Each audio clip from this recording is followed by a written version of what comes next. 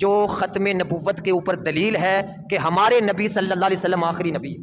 اب دوسری آیت کریمہ 14ویں پارے کے اندر اللہ پاک نے فرمایا انا نحن نزلنا الذکر وانا لہ لحافظون، فرمایا ہم نے ہی قرآن نازل کیا اور ہم ہی اس کی حفاظت کریں گے۔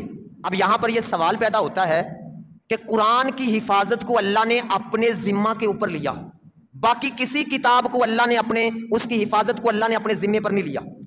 ٹوٹل 104 کتابیں اور صحیفے نازل ہوئے ہیں ٹوٹل، جن میں 4 کتابیں ہیں اور 100 صحیفے ہیں جو ٹوٹل نازل ہوئی، تورات، زبور، انجیل، قرآن، اور اس کے علاوہ 100 صحیفے نازل ہوئے۔ صحیفے کہتے ہیں چھوٹے چھوٹے رسالے۔ 104 ٹوٹل صحیفے اور کتابیں نازل ہوئیں۔ اب سوال پیدا ہوتا ہے کہ قرآن کے بارے میں اللہ نے کیوں کہا کہ ہم نے اس کی حفاظت خود کریں گے، باقی کتابوں کے بارے میں کیوں نہیں کہا، حالانکہ وہ بھی اللہ نے نازل کی؟ قرآن اللہ نے نازل کیا تو باقی کتابیں بھی تو اللہ کی نازل کرتا ہے، تو پھر باقیوں کی حفاظت کا ذمہ کیوں نہیں لیا؟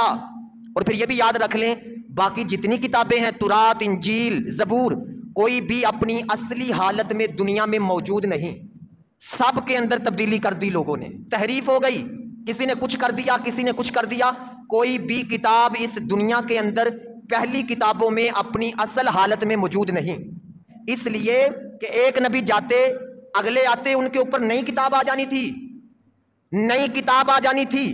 اب نبی کریم صلی اللہ علیہ وسلم چونکہ آخری نبی ہیں، ان کے بعد کسی نے کوئی نبی نہیں آئے گا، تو جب نبی نہیں آئے گا تو کتاب بھی نہیں آئے گی، اب قیامت تک یہی کتاب چلے گی۔ اس لیے اللہ نے اس کی حفاظت کی ذمہ داری اپنے اوپر لے لی تاکہ یہ صحیح طریقے سے امت تک پہنچتی رہے۔